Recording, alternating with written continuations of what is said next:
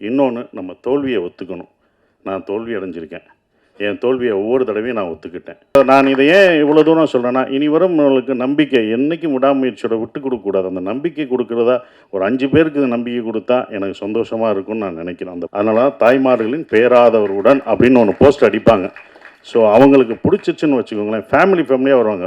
அயோத்தி மாதிரி ஒரு மனிதன் பேசுகிற படமாக இருக்கணும், நந்தன் மாதிரி அரசியல் பேசுகிற படமாக இருக்கலாம், டூரிஸ்ட் ஃபேமிலி மாதிரியான அன்பை விதைக்கிற படமாக இருக்கலாம். நல்ல நல்ல படங்கள் இருந்தால், நல்ல நல்ல கண்டென்ட் இருந்தால், ஸோ அது வந்து சீனியர் டேரக்டர், டெபியூ டேரக்டர் அப்படின்னு இல்லாமல், ஸோ யார் படமாக இருந்தாலும் வந்து நல்ல கண்டென்ட் இருந்தால் சசி சார்கிட்ட படமாகவும் அவர்கிட்ட போகுது. ஸோ சாரும் அதை கரெக்டாக பிக் பண்ணி பிளான் பண்ணி எடுத்துகிட்டு இருக்காரு அப்படின்றதான் புரிஞ்சுக்க முடியுது. ஸோ தர்மதாஸ்ன்ற கேரக்டர் மூலிமா ஏற்கனவே சசி சாரை வந்து நமக்கு ரொம்ப பிடிக்கும். ஸோ இப்போ இன்னும் ரொம்ப பிடிக்கும் அப்படின்ற மாதிரியான விஷயமா இருக்குது. ஸோ ஏற்கனவே வழக்கமாக சொல்கிற மாதிரி டூரிஸ்ட் ஃபேமிலி குடும்பத்துடைய குடும்ப தலைவன் சசிகுமார் என்கின்ற தர்மதாஸ் அவர்களை அன்போடு பேச அழைக்கிறேன். எல்லோருக்கும் வணக்கம். பிரசன்ட் மீடியாவுக்கு ரொம்ப நன்றி. அந்த வெற்றி விழான்றதை விட உங்களுக்கு எல்லாருக்கும், மக்களுக்கும், பிரசன்ட் மீடியாவுக்கும் சொல்கிற நன்றி விழா தான். நாங்கள் எல்லோரும் உங்களுக்கு நன்றி சொல்கிற விழாவாக தான் அதை பார்க்குறேன். ரொம்ப சந்தோஷம். இந்த படம் பார்த்துட்டு வந்து நீங்கள் எல்லோரும் சொன்னீங்க, என்னோடய பத்திரிக்கை நண்பர்கள்லாம் சொன்னாங்க, உங்கள் சம்பளத்தை ஏற்றிடுவீங்களா அப்படின்லாம் கேட்டாங்க. ஃபஸ்ட்டு கண்டிப்பாக முதல் கண்டிஷன் சம்பளம் ஏறாது, அதே சம்பளம் தான், அதை உறுதியளிக்கிறேன். ஏன்னா இந்த பட்ஜெட்டில் இப்படி தான் எடுக்கணும். சம்பளம் ஒவ்வொருத்தவங்க சம்பளம் ஏற்றும் போது அடுத்த இது பண்ணும்போது அந்த பட்ஜெட் ரொம்ப ஜாஸ்தியாகும். இதை விட உங்களுக்கு தெரியும் மார்க்கெட்டில் ரொம்ப கம்மியாகும் அப்படின்ற ஒரு விஷயங்கள்லாம் தெரியும் சம்பளத்தில் ஏற்றலை. இன்னும் ரொம்ப சந்தோஷம் என்னென்னா, எனக்கு பல ஆண்டுகளுக்கு அப்புறம் இவ்வளோ பெரிய வெற்றி கிடச்சிருக்கு. அதுதான் ஒன்று. இவ்வளோ பெரிய வெற்றி கிடச்சிருக்கு, பெரிய வெற்றி. இது என்னோடய வெற்றியாக நான் நினைக்கல. இந்த படம் வெற்றியை வந்து ஒரு சசிகுமார் ஜெயிச்சிட்டான், ஒரு $1 மில்லியன் ஜெயிச்சிருச்சு அப்படின்னு நினைக்காதீங்க. புது இயக்குநர்களுக்கு சான்ஸ் கொடுக்கலாம். இனிமேல் எல்லாம் புது இயக்குநர்கள், தோல்வி அடைஞ்ச இயக்குநர்களுக்கு நம்பிக்கை கொடுத்துருக்கு. இந்த படம் வந்து நம்பிக்கை தான் கொடுத்துருக்கு. நாங்களாம் உங்களுக்கு நம்பிக்கை தான் கொடுத்துருக்கோம். பொறுமையாக காத்துக்கிட்டு அதுக்கான இதில் இருந்தால் கண்டிப்பாக நமக்கு வந்து வெற்றி கிடைக்கும். இன்னொன்று, நம்ம தோல்வியை ஒத்துக்கணும். நான் தோல்வி அடைஞ்சிருக்கேன். என் தோல்வியை ஒவ்வொரு தடவையும் நான் ஒத்துக்கிட்டேன். இந்த படம் முதல் நாள் கலெக்ஷன் என்ன உங்கள் எல்லாருக்கும் தெரியுமா? இந்த படம் முதல் டே வியாழக்கிழமை போட்டப்போ இதோட முதல் கலெக்ஷன் என்னென்ன மீனாட்சி என்ன சொல்லுங்கள்? ₹2 வருமா, ₹2.25 வருமா? வந்துச்சா? உண்மையை பேசுவோம். இது எதுக்கு போய் நடிகர்கள்ட்ட உண்மையை சொல்லுங்கள். எவ்வளோ ஓடி இருக்குன்னு சொல்லுங்கள். ஏன் மறைக்காதீங்க. எவ்வளோ ஓடி இருக்குன்னு சொன்னால் தான் யாரும் சம்பளம் ஏற்ற மாட்டாங்க, யாரும் எதுவும் பண்ண மாட்டாங்க, உண்மையாக இருப்பாங்க. அப்போ நீங்கள் ஒவ்வொரு தடவையும் சொல்லும்போது தான் சார் இந்த 2.5 ஏன் நான் சொல்கிறேன்னா, முதல் நாள் இந்த படத்தோட கலெக்ஷன் 2.5 அப்படின்னா என்னோடய மொத்த படம் ஒரு படம் வந்து 2.5 தான் கலெக்ட் ஆகிருக்கு. அதை நான் தெரிஞ்சுக்கிட்டேன். ஸோ என்னுடைய இந்த படம் ஒரு படம் 2.5க்கும் ஓடி இருக்குது, இப்போ பல கோடிக்கு ஓடி இருக்குது. இதோட இது உங்களுக்கு தெரியும். இது பெரிய ஹையஸ்ட். என்னுடைய ஹையஸ்ட் இது வந்து குட்டிப்புலி தான். சுந்தரபாண்டியனும் குட்டிப்புலி தான். அந்த குட்டிப்புலியும் சுந்தரபாண்டியனும் ஹையஸ்ட் கலெக்ஷனை இந்த டூரிஸ்ட் ஃபேமிலி வந்து அடிச்சிருக்கு. அது ரொம்ப சந்தோஷமாக இருக்குது. அப்போ ஒரு நம்பிக்கை கொடுக்குற நான் இதை ஏன் இவ்வளோ தூரம் சொல்கிறேன்னா, இனி வரும் நம்மளுக்கு நம்பிக்கை என்றைக்கும் விடாமுயற்சியோட விட்டு கொடுக்கக்கூடாது. அந்த நம்பிக்கை கொடுக்குறதா ஒரு 5 பேருக்கு இது நம்பிக்கை கொடுத்தா எனக்கு சந்தோஷமாக இருக்கும்னு நான் நினைக்கிறேன். அந்த பொறுமையும் இதுதான். ஏன்னா இது படம் ஆரம்பிக்கும் போதே யுவராஜ் தான் ரொம்ப கான்ஃபிடெண்ட்டாக இருந்தார். எங்கள் ப்ரொடியூசர் சொன்னார், சார் உங்களுடைய இது என்ன ஞாபகம் இருக்குமான்னு தெரில, இது எவ்வளோ போகும்ட்டு. சார் உங்கள் இதை கண்டிப்பாக இந்த படம் மேலே என்னோட நம்பிக்கை வச்சது இந்த ப்ரொடியூசர்ஸ் 2 பேரும் தான். அவங்க தான் இது மேலே ரொம்ப நம்பிக்கை வச்சாங்க. சார் இது நல்லா வரும் சார். எனக்கு சுந்தரபாண்டியன் உங்களை எப்படி எல்லாருக்கும் பிடிச்சதோ, சின்ன பசங்கள்லேருந்து வயசானவங்க வரைக்கும் உங்களுக்கு எப்படி பிடிச்சதோ, இந்த படத்தில் வர தர்மதாஸ் கேரக்டர் எல்லாருக்கும் பிடிக்கும் சார்னு தேட்டரில் போய் பார்க்கும்போது அதை உணர்ந்தோம். ஒவ்வொரு தேட்டரும் படும்போது மக்கள் வந்து ரொம்ப நாளைக்கு அப்புறம் குடும்பமாக ஒரு தேட்டரில் வந்து படம் பார்க்குறேன். எல்லாம் ஓடிடியில் இருக்காங்க, வீட்டில் இருக்காங்கன்னு நினச்சிட்டு இருந்தோம். நல்ல படம் கொடுத்தா அவங்க வர்றாங்கன்றது இப்போ தெரிஞ்சுக்கிட்டேன். நான் தெரிஞ்சுக்கிட்டேன், இது எனக்கு தான். அப்போ எல்லோரும் தெரிஞ்சுக்கணுங்க. அப்போ ஃபேமிலியாக வர்றாங்க. ஏன்னா இவ்வளோ வர்றாங்க அப்படின்னும் போது அவங்க நல்ல படம் இந்த மாதிரி குடும்பத்தோடு ஒரு படம் பார்க்கலான்ற நம்பிக்கை கொடுத்துருக்கு. ஒரே மாதிரி படம் பண்ண வேணாம், டிஃப்ரெண்ட்டாக படம் பண்ணலாம், ஜானர் ஆஃப் படம் பண்ணலாம் அப்படின்ற ஒரு நம்பிக்கையை வந்து இந்த படம் கொடுத்துருக்காதான் நான் நினைக்கிறேன். இப்போ வரைக்கும் ஃபேமிலி தேட்டருக்கு வந்துக்கிட்டே இருக்காங்க.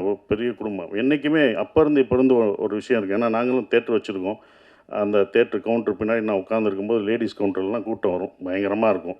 கூட்டங்களாக நிற்கும். நாங்கள் சின்ன வயசில் உட்காந்து பார்க்கும்போது பார்ப்போம்.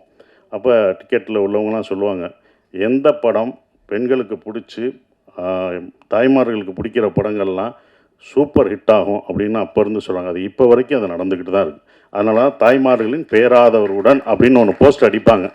ஸோ அவங்களுக்கு பிடிச்சிச்சுன்னு வச்சுக்கோங்களேன், ஃபேமிலியாக வருவாங்க. 5 பேர் வர மாட்டாங்க, ஒரு குடும்பமே வரும். ஒரு குடும்பத்துக்கு பிடிச்சிச்சுன்னா வரும். ஒரு பசங்களுக்கு படம் பிடிச்சிச்சுன்னா அவ்வளோ பேர் வரும்.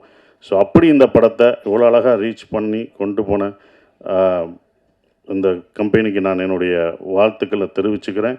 அப்புறம் அபி எங்களுடைய டைரக்டர், நான் இவ்வளோ நல்லா நடிச்சிருக்கேன் அப்படின்னு சொன்னது அப்படி காரணம், முக்கியமான காரணம் நல்லா நடிச்சிருக்கேன்னா என்னோடய பாடி லாங்குவேஜ் எல்லாம் மாறி இருக்குன்னா அது அபி தான். டைரக்டருக்கு தான் போய் சேரும். ஒவ்வொரு விஷயம் பார்த்து தான் சொல்லுவேன். இது எப்படி பண்ணுவேன் அப்படின்றது அந்த கையை வச்சுன்னு சொல்லுவேன். நமக்கு பொண்ணு இருக்கோ அது அவரோடது தான். இன்னொரு தடவை பொண்ணு அதை நல்லா பண்ணிடுறேன் இன்னொரு தடவை நமக்கு பொண்ணு இருக்கோ அப்படின்னு இப்போ எல்லோரும் அதை சொல்லும்போது அது அபியோட ஸ்டைலை தான் நான் பிடிச்சேன். ஸோ அபி, தேங்க்யூ. இப்படி ஒரு நல்ல படத்தை எனக்கு கொடுத்ததுக்கு நான் நன்றி சொல்லணும். நீங்கள் எனக்கு நன்றி சொல்லிட்டீங்க, நான் உனக்கு நன்றி சொல்லணும். ஏன்னா ஒரு ஸ்கிரிப்ட் எழுதுறதுக்கு வயசு முக்கியம் இல்லை, அதை நிரூபிச்சுட்ட. நீ எல்லாருக்கும் ஒரு ரோல் மாடலாக இருக்க.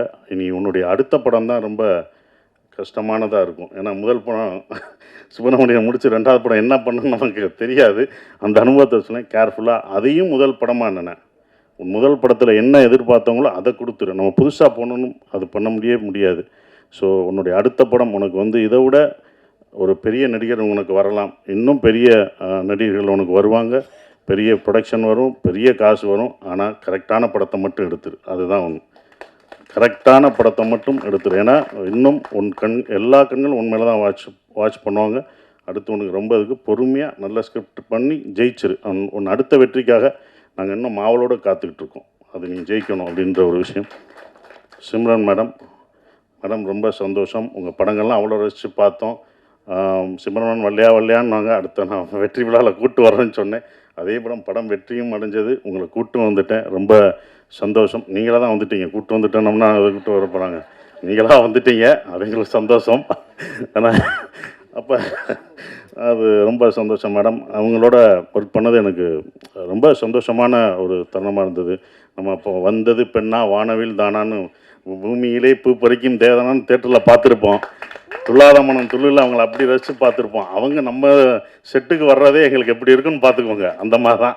ஸோ அவ்வளோ அந்த சீனியாரிட்டி அதெல்லாம் எதுவுமே கிடையாது. அவங்க அவ்வளோ அழகாக பெர்ஃபார்மன்ஸ், அவங்கள அவ்வளோ பெர்ஃபார்மன்ஸ் படம் பார்த்துருக்கோம். வாலியாக இருக்கட்டும் சரி, பஞ்சதந்திரமாக இருக்கட்டும், அவ்வளோ பெர்ஃபார்மரான ஒருத்தவங்க.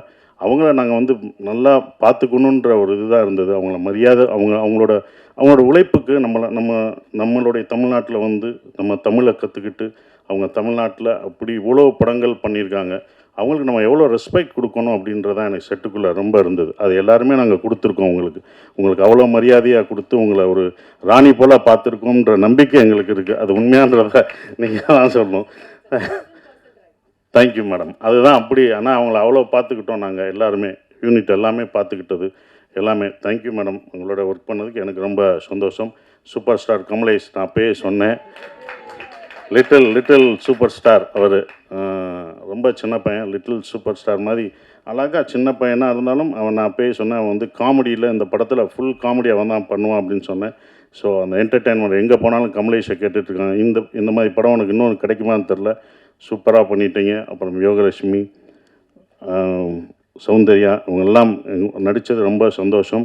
ஸ்ரீஜாமா வரல, அவங்க பொண்ணு வந்திருக்காங்க. அவங்களுக்கும் என்னுடைய வாழ்த்துக்களை தெரிவிச்சுக்கிறேன். பாஸ்கர் சார், குமரவேல் சார், எல்லாருமே பக்ஸ் எல்லாம் பிரமாதமாக நடிச்சிருக்காங்க. எல்லா கேரக்டரும் இருந்தது. எல்லாம் என்கிட்ட கேட்கும்போது ஒரே ஒரு கேள்வி தான் கேட்டாங்க, எப்படி சார் நீங்கள் ஹீரோ நடிக்கிறீங்க, இத்தனை பேர் இவ்வளோ கேரக்டர் நடிக்க விட்றீங்க, இவ்வளோ பேர் நல்லா நடிச்சிருக்காங்க, இவ்வளோ பேருக்கு ஸ்பேஸ் தர்றீங்க அப்படின்னாங்க. முதல் காரணம் நான் டைரக்டராக இருந்தேன். அதனால் அது டைரக்டர் பாயிண்ட் ஆஃப் வியூவில் பார்த்தேன்.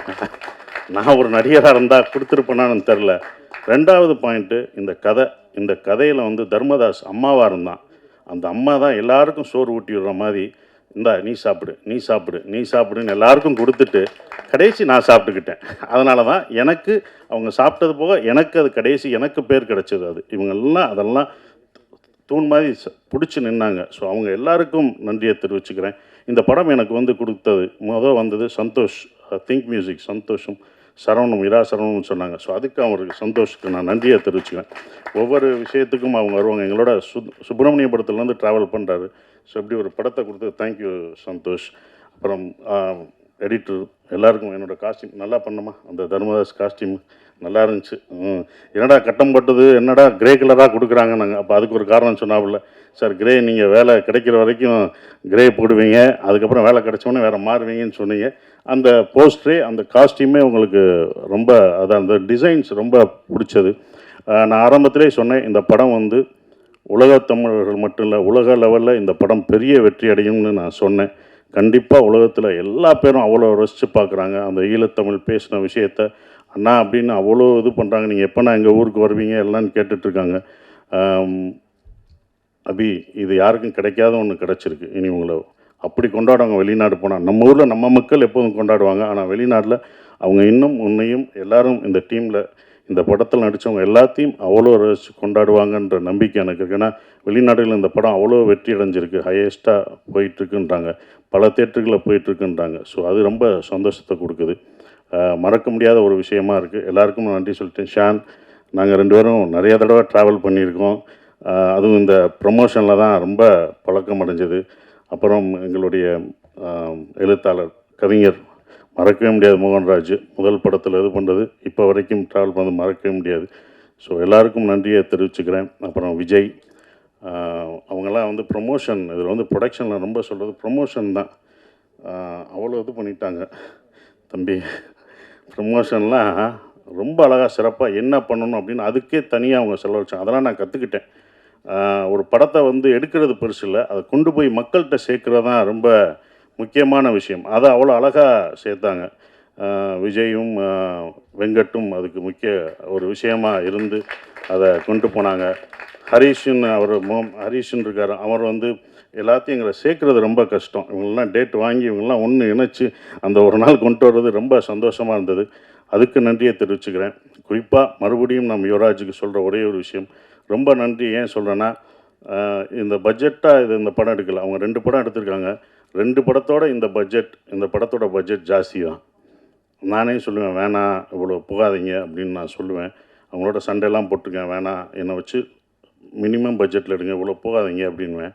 அது அவருக்கும் சொல்லியிருக்காங்க, இவரை வச்சு ஏன் எடுக்கிறீங்க, இது போகாமல் என்னன்னு பார்த்துக்கோங்கன்னு அவருக்கும் சொல்லியிருக்காங்க. அவர் என் மேலே நம்பிக்கை வச்சுருந்தார்.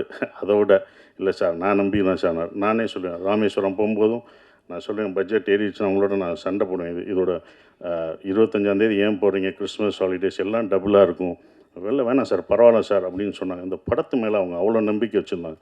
அந்த நம்பிக்கை வீண் போகலை. இந்த வெற்றி எங்களோட வெற்றி இல்லை, இது தமிழ் சினிமாவின் வெற்றியாக தான் நான் கருதுகிறேன். குடும்ப படங்கள் நிறையா வருன்ற நம்பிக்கை எனக்கு இருக்குது.